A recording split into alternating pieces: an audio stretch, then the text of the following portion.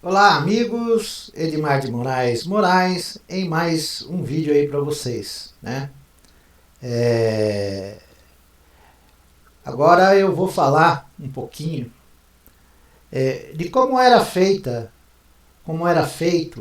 o jornal, os jornais e as revistas e a televisão a partir das eleições de 1989, tá? A partir de 1989 e o domínio da Rede Globo desde 1984 nas questões políticas do Brasil. Eu vou ler aqui uma pequena matéria, né? E para que vocês entendam que o Brasil é um país que banalizou a política, banalizou a pandemia, isso nos dias de hoje, banalizou de maneira contundente, né, gigantesca, a questão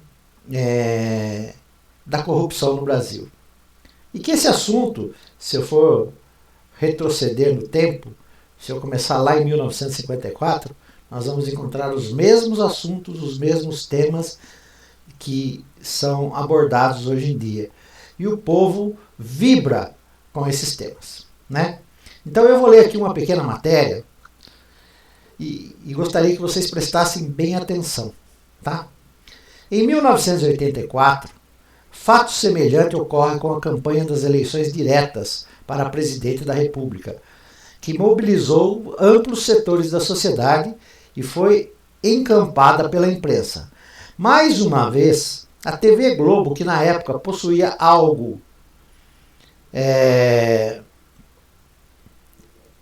como 75% da audiência, atuou claramente contra a campanha, cortando-a de seus noticiários. Diante da forte mobilização popular e do apoio da mídia impressa e de outros canais de TV, a Globo foi obrigada a reverter a sua posição.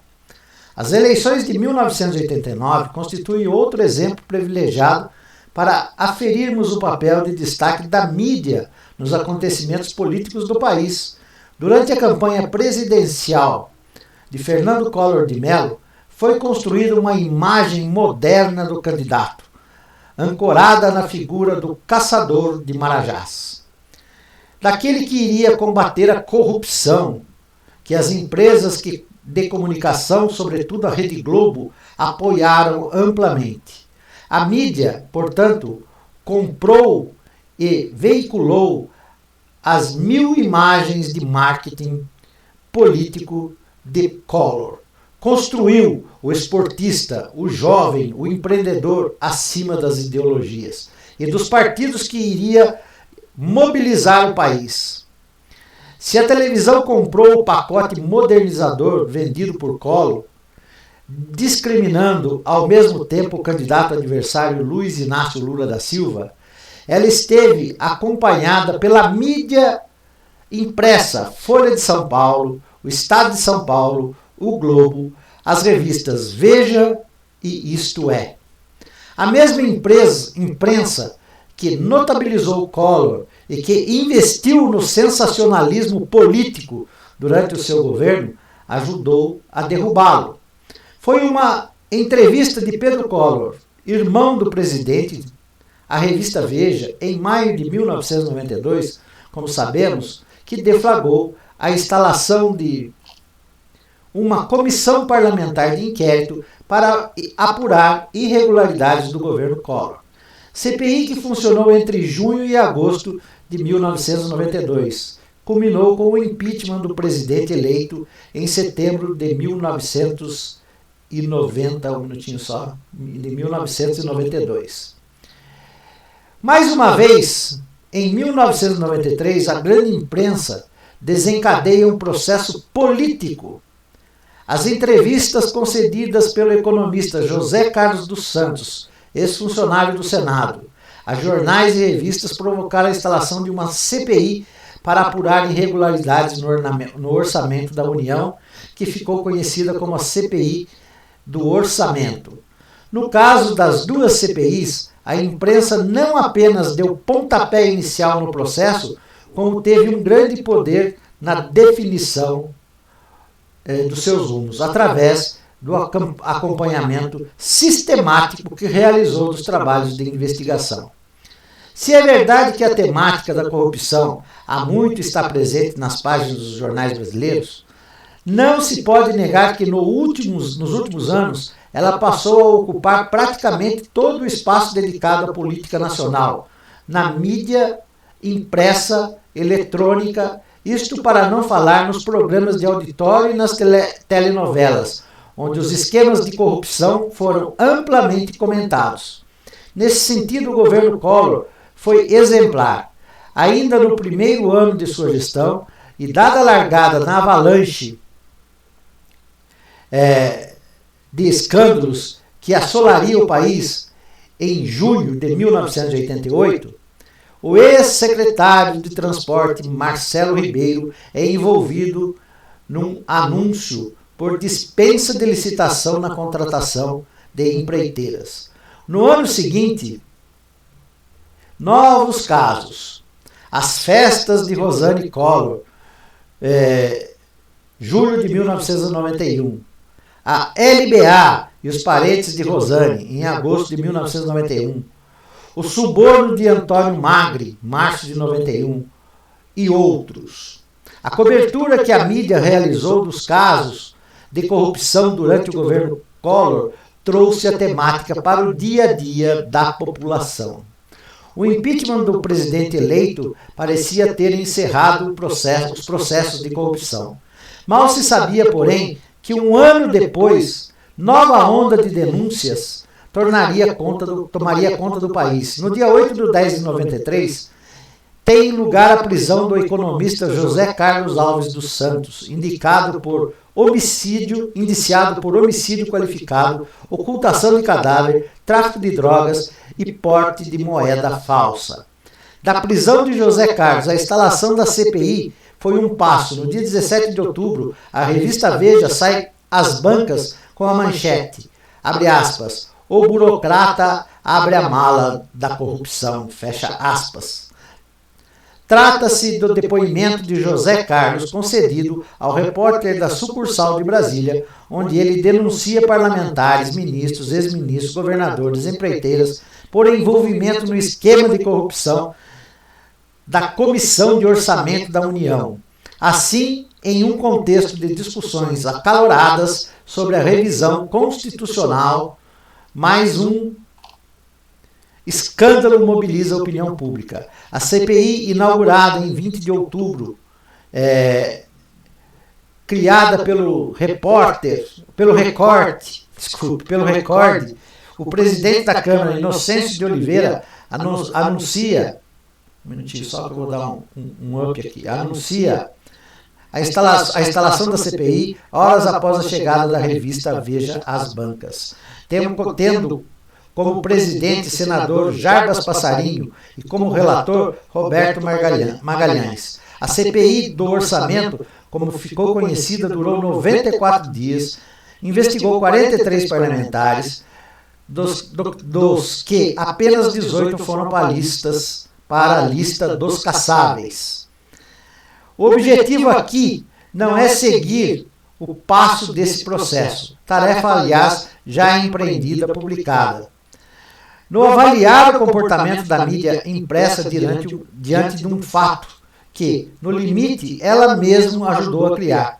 Para isso foram lidos alguns dos principais jornais do Rio e São Paulo, durante aproximadamente 60 dias, com olhos na cobertura do caso. Antes de mais nada, chama a atenção a espécie de unanimidade tácita que instaurou entre os órgãos de imprensa no que se diz respeito à cobertura da CPI, para além das disputas inegáveis pelos, abre aspas, furos de reportagem e pelas informações, abre aspas, quentes, fecha aspas, dos jornais e revistas, tornaram-se cúmplices e prol de um fim comum, abre aspas, limpar, fecha aspas, ou moralizar as instituições democráticas. Aliás, os termos, abre aspas, faxina, fecha aspas, e, abre aspas, limpeza, fecha aspas, assim, com expressões desse tipo, abre aspas, passar o Brasil a limpo, abre aspas, acabar com o mar de lama, fora, fartamente utilizados nas manchetes de legendas das matérias. Reportagens e editoriais de como periódicos dos mais sensacionalistas. Diário Popular, aquele que espremia e sai sangue, dos mais sensacionalistas como Diário Popular, aos mais discretos como a Gazeta Mercantil.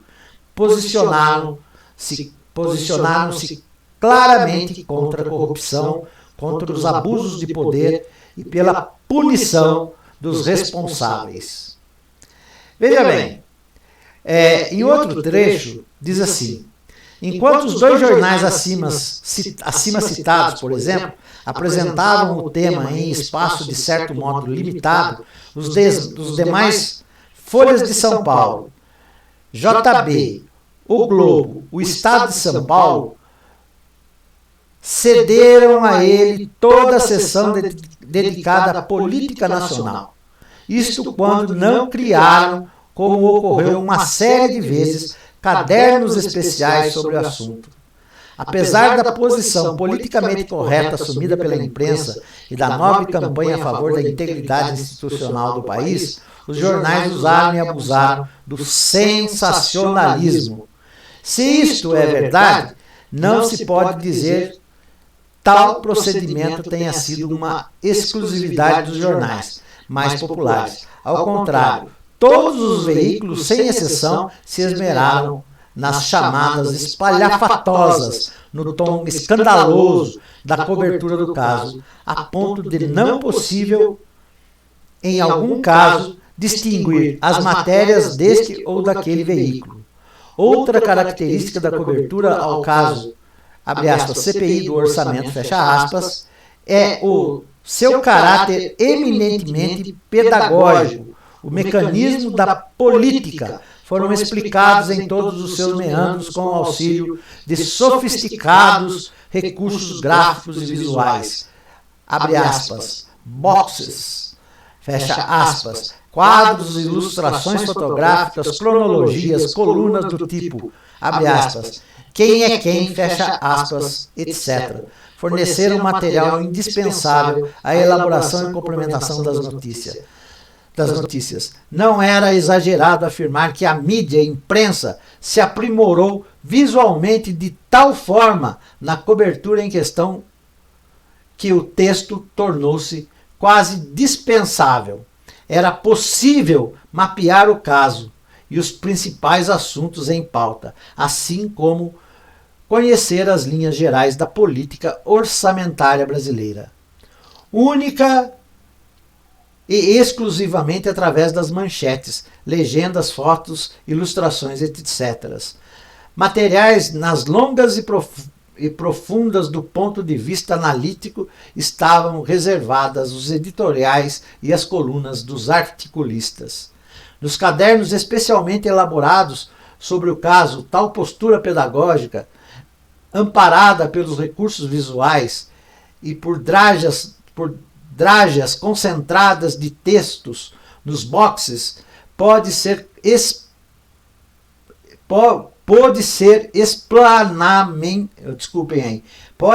exemplarmente observada, mas apenas a CPI foi objeto exame detalhado, em quadros intitulados, abre aspas, entenda o super escândalo, fecha aspas, ou glossário da CPI, como o próprio funcionamento da máquina estatal foi passado a limpo, com auxílio de gráficos e tabelas. Abre aspas, como é feita a elaboração do orçamento, fecha aspas, entenda os cálculos do orçamento, fecha aspas, etc, etc. Um elemento que passou a ser importante no desdobramento da cobertura, mais utilizado pela Folha de São Paulo, embora também presente em outros jornais, foram pesquisas, os dados estatísticos metodologicamente fundamentados serviram como base de sistemática para a formulação de textos, criando eles próprios novos assuntos, novas pautas. Por exemplo, abre aspas, como a população está reagindo à CPI do orçamento, fecha aspas. Um traço frequente nesse tipo de escândalo político, de modo algum exclusivo dos envolvidos do roubo do orçamento, imbricação entre a vida privada e o desempenho público dos personagens em questão. Esta confusão entre o público e privado representou para a grande imprensa brasileira o filé mignon a partir do qual elaborou receitas picantes para o público consumidor. Neste sentido, a CPI do orçamento foi o prato cheio. O assinante Ana Elizabeth, mulher de José Carlos, as orgias sexuais deste último, do qual participavam vários parlamentares. Marinalva, ex-mulher do acusado Manuel Moreira, que traz à tona a vida particular do casal e etc. Então, meus amigos, eu quero mostrar para vocês que nós não fugimos à regra. Continuamos na mesma regra. O Brasil, desde 1980, banalizou as coisas. A corrupção está aí firme e forte no atual governo, que veio eleito exatamente por esta mídia que eu acabei de citar, né? Pela Globo, pela Folha, pelo Estadão, pela Record, pela USBT, e pelos jornais, né? Pelos jornalões e de todos os estados, inclusive de Brasília e tudo mais. Hoje o Brasil é um país banalizado. O povo está sem rumo, sem norte, a economia desmontada, a saúde desmontada e as manchetes sensacionalistas é que atraem o interesse do povo. Ninguém apresenta métodos para se corrigir. Não se tomam medidas para interromper este governo e darmos início a uma nova fase no Brasil. Por isso eu creio que não será tão cedo a resolução dos problemas brasileiros, porque isto está dando muito capital aos meios de comunicação. Não existe nenhum tipo de compromisso com a sociedade, e a sociedade não tem nenhum tipo de compromisso com os seus irmãos. A sociedade vibra com as notícias, e o embate político tornou-se o grande recurso econômico desse país.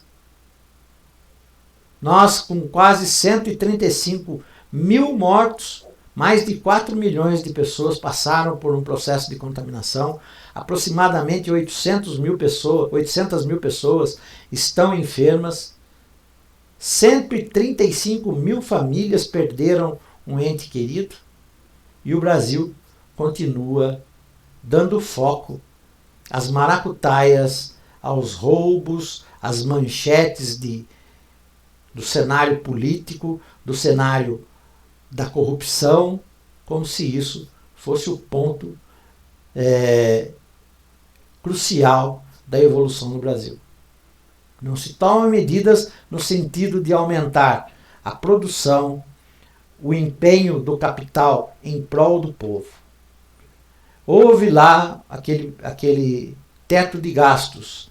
Se o governo, se o Congresso Nacional fosse um Congresso honesto, e eu digo isso de todos os partidos, de A a Z, do comportamento de todos os partidos, imediatamente estariam colocando em votação um plebiscito revogatório do teto de gastos. Estariam imediatamente colocando em análise os pedidos de impeachment e imediatamente estariam colocando em pauta a anulação da chapa Bolsonaro-Mourão, dado ao número gigantesco de crimes contra o povo brasileiro, contra a nação brasileira, contra a República Brasileira, contra a democracia.